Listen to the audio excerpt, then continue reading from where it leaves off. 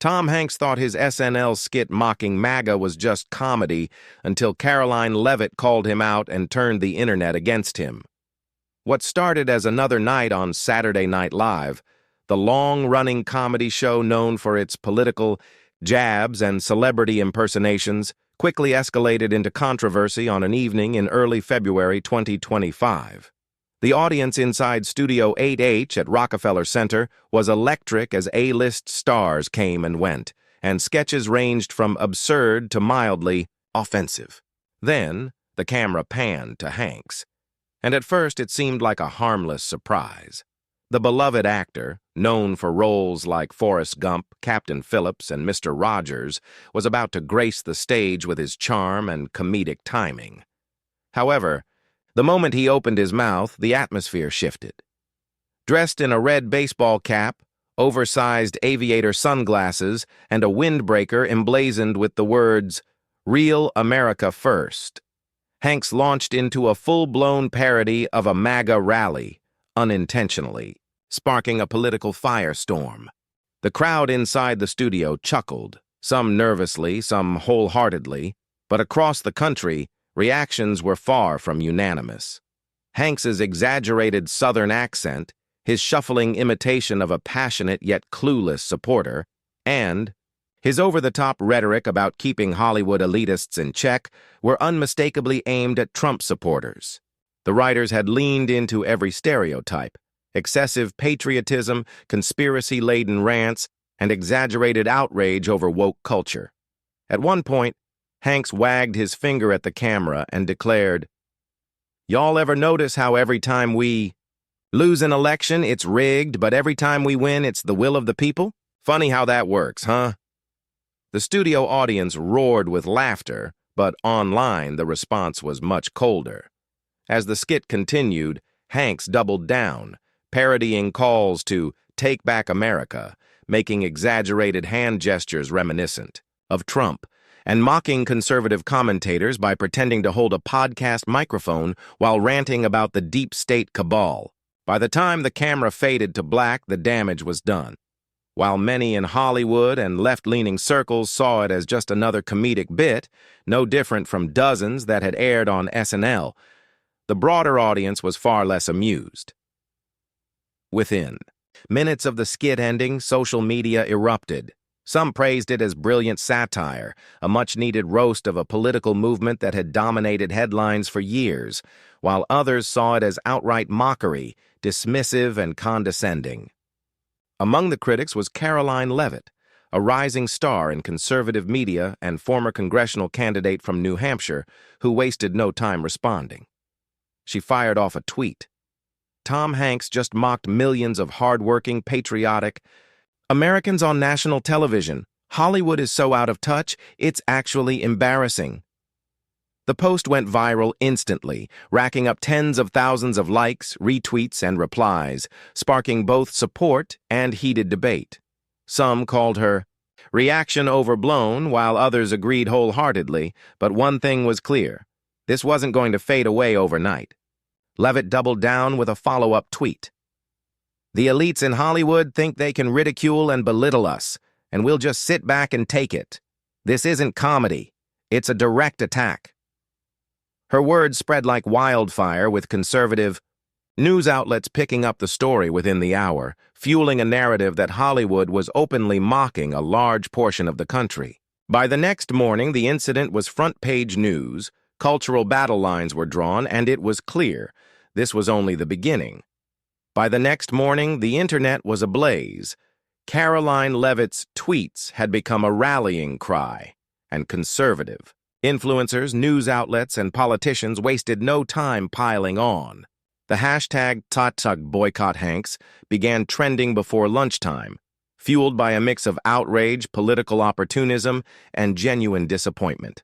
On Twitter, Instagram, and even TikTok, reactions were fierce.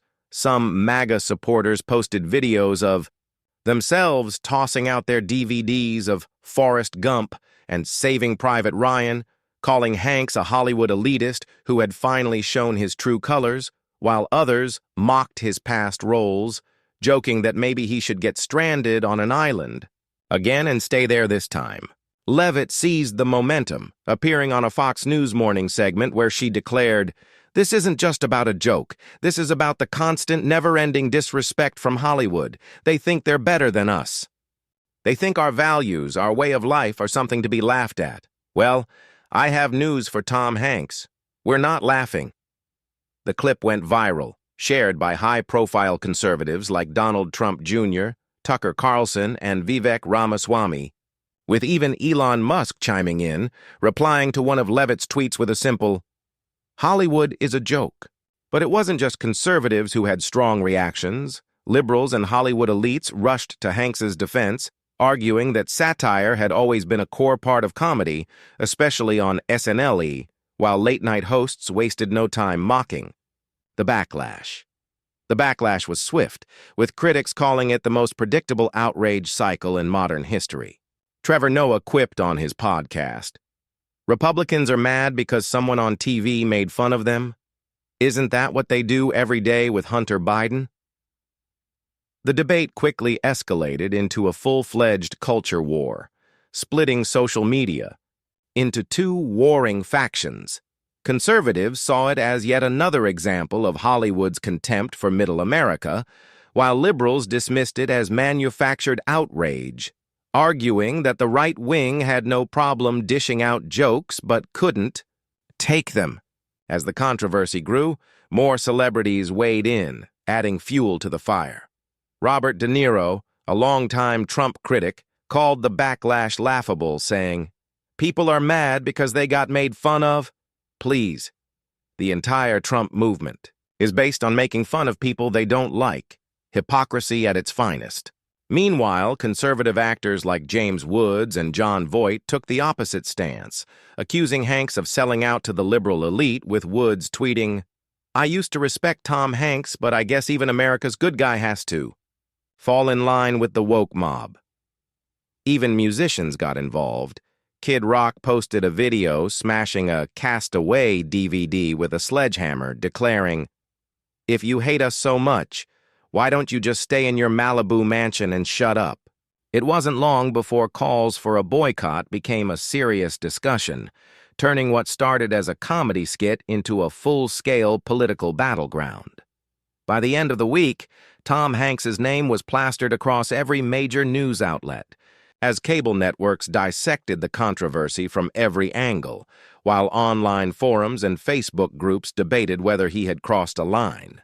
Companies that had long partnered with him, like FedEx and Apple TV Plus, were suddenly bombarded with demands to cut ties, and rumors swirled that an upcoming biopic he was set to star in had been quietly put on hold as executives weighed the PR risks. What started as an internet firestorm was now bleeding into Hanks's career in ways he never expected, but the media wasn't done yet. As the weekend approached, the controversy had become impossible to ignore, with every major news outlet analyzing the skit, the backlash, and the deeper implications of Hollywood's relationship with conservative America. CNN ran a segment titled, "Has Comedy Gone Too Far?" The Tom Hanks backlash explained. While over on Fox News, Tucker Carlson devoted an entire monologue to what he called the latest attack on patriotic Americans by out-of-touch Hollywood elites. "Tom Hanks is a national treasure," Carlson declared. "He played Captain John Miller in Saving Private Ryan, for God's sake, and now he's up there on SNL mocking the very people who make this country great. Why? Because they dare to think differently than he does." As the debate raged on, it was clear that what had started as a late-night comedy skit had spiraled into something much bigger. The New York Times published an opinion piece defending Hanks, arguing that political satire had always been part of American culture, pointing out that SNL had mocked Bill Clinton, George W. Bush, Barack Obama, and even Joe Biden. So why was it suddenly off-limits to poke fun at MAGA? But that argument didn't hold weight with conservatives, who saw this not as just a joke, but as part of a broader pattern. Right-wing commentators weren't just reacting, they were strategically weaponizing the controversy, turning it into a referendum on Hollywood's arrogance. On Newsmax, A panel framed the issue as part of a larger war on conservative voices. In entertainment, with one guest arguing that if a comedian had mocked Black Lives Matter or the LGBTQ+ movement in the same way, their career would be over before the show even ended. Podcasts followed suit. Ben Shapiro released a 30-minute breakdown declaring that this moment proved Hollywood had given up on even pretending to respect conservatives. "They don't see you as people," he told his audience. "They see you as caricatures and expect you to just sit there and take it." The outrage wasn't just media-driven. Republican lawmakers began weighing in. Florida Governor Ron DeSantis tweeted, "Hollywood thinks they can insult everyday Americans and face no consequences. Maybe it's time we stop funding their movies with our hard-earned dollars." Boycott Hanks. Senator Josh Hawley went even further, calling for an end to tax incentives for film productions in red states, saying, "Why are we subsidizing an industry that openly mocks half the country?" For days, as the firestorm raged on, Tom Hanks remained silent. The longtime Hollywood icon had never been a particularly controversial figure, which made the backlash even more shocking. But as calls for boycotts grew louder and media pressure intensified, he finally broke his silence in an exclusive interview with CBS's Gayle King. Sitting in a quiet, dimly lit studio, Hanks looked weary but composed. "I never set out to offend anyone," he said. "It was satire, it was a joke. That's what SNL does." But King pushed back. "Do you understand why people were offended?" Hanks sighed, choosing his words carefully. "I get it, I really do. But if we've reached a point where comedians can't poke fun at political figures without facing an all-out war, what does that say about us? About our ability to laugh at ourselves?" His answer did little to calm the storm. Some saw it as a reasonable defense, while others saw it as doubling down. By now, the controversy had evolved beyond just Tom Hanks. It had become a cultural battleground, a fight over whether Hollywood and conservative America could ever truly coexist. News segments, podcasts, and viral posts were no longer just discussing the skit.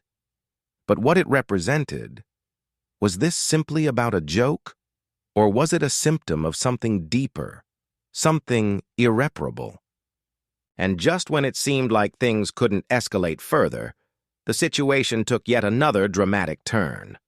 As the controversy raged on, a shocking revelation changed everything, seeping into Tom Hanks's personal and professional life. What had begun as a single SNL skit had spiraled into a full-blown national scandal with real-world consequences.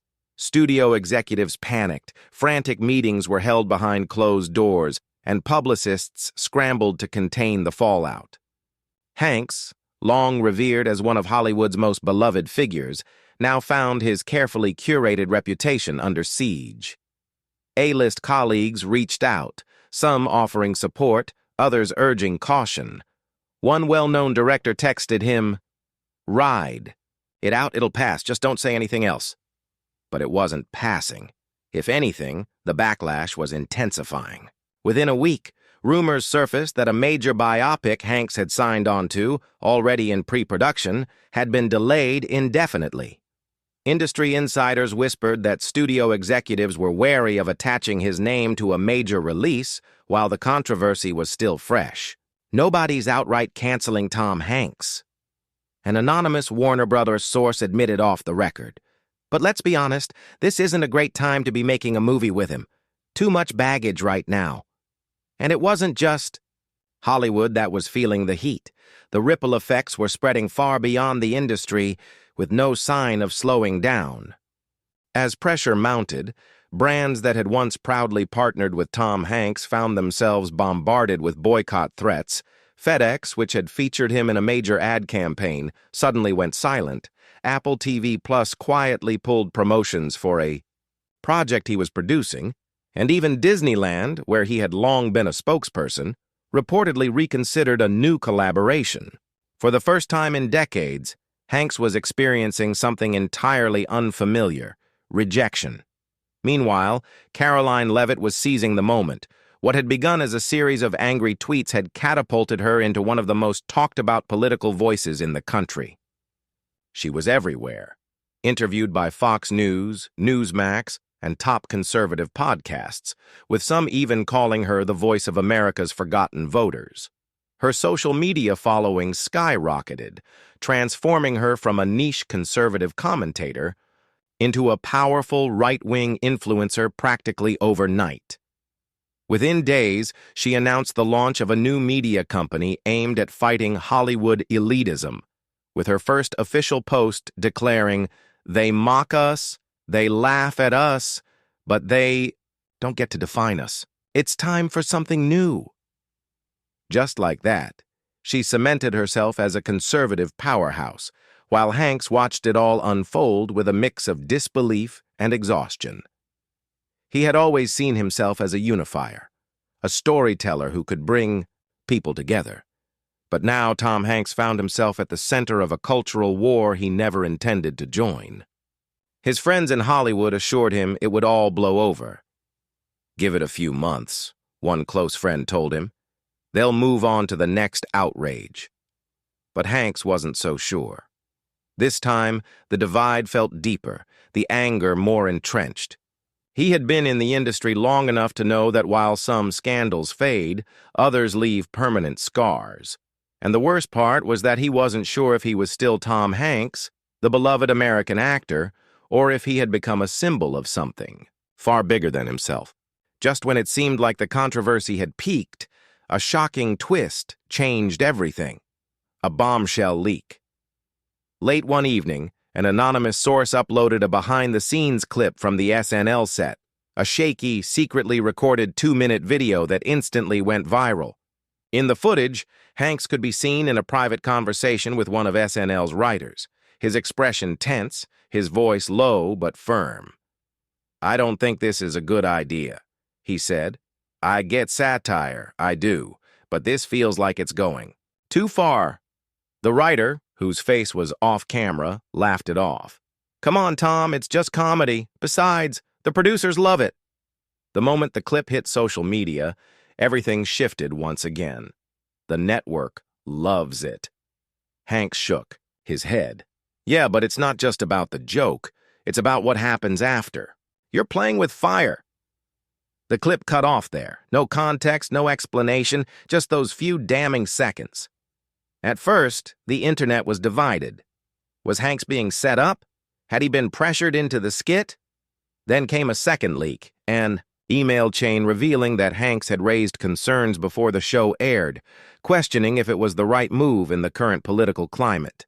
A producer's blunt response: "This is SNL, Tom. We make fun of everyone. Besides, controversy is good for ratings."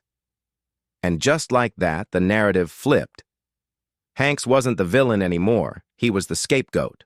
Conservative commentators, who had spent days attacking him, suddenly turned their anger toward SNL and NBC.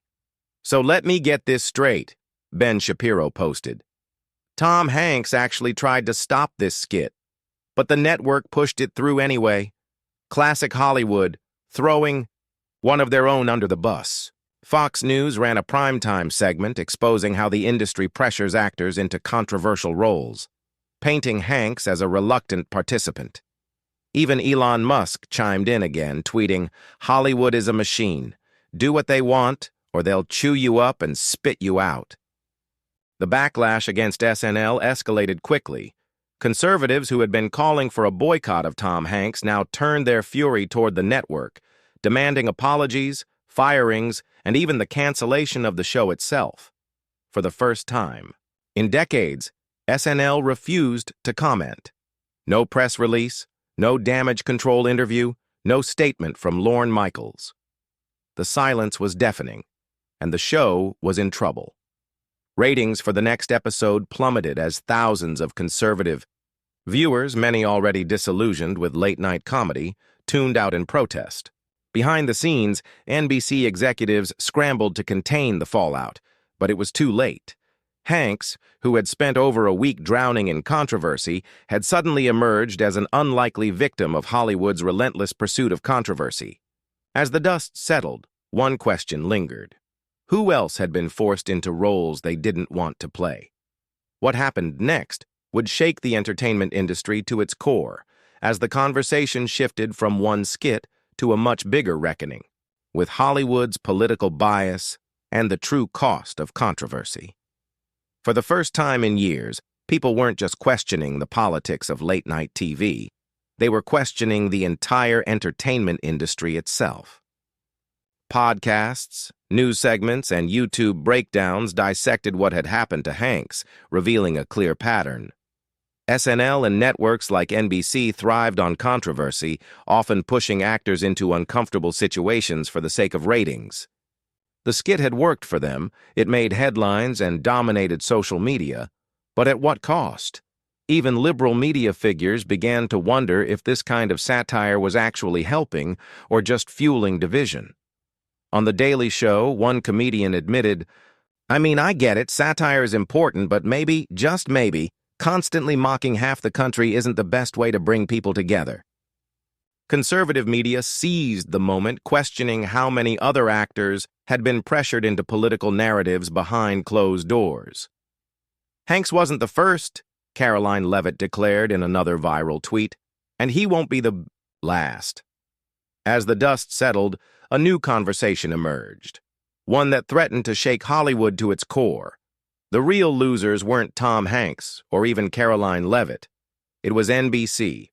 Public trust in mainstream media had already been declining for years, but this scandal pushed it further. Even left-leaning journalists began calling out the hypocrisy. SNL had always claimed to be about punching up, so why were they throwing their own under the bus when things got messy? Boycott campaigns against SNL gained traction. Advertisers pulled out, and then came the final blow. NBC announced that SNL's executive producer, Lorne Michaels, was stepping down. The official reason? Retirement. But everyone knew the truth. The fallout had finally reached the top. When all was said and done, Hanks survived, but not without scars. Once America's most beloved actor, he was now seen in a more complicated light. Meanwhile, Karoline Leavitt had cemented herself as a powerful conservative voice, turning an angry tweet into a career-defining moment. But the biggest revelation? Hollywood had finally been exposed as a machine that thrived on outrage. No matter the cost. At the expense of its own, Hollywood had finally been unmasked. For years, people had speculated about who really controlled the narratives in entertainment. Now, they didn't have to guess. The proof was right in front of them. As audiences watched the fallout unfold, one thing became clear. The entertainment industry would never be seen the same way again. Because in the end, this wasn't just about a joke. It was about power. Who gets to laugh? Who gets to decide? And who gets thrown under the bus when things go wrong? And maybe, just maybe, it was time for audiences to start asking the real question. If Hollywood is willing to chew up and spit out someone like Tom Hanks, what does that say about the rest of us?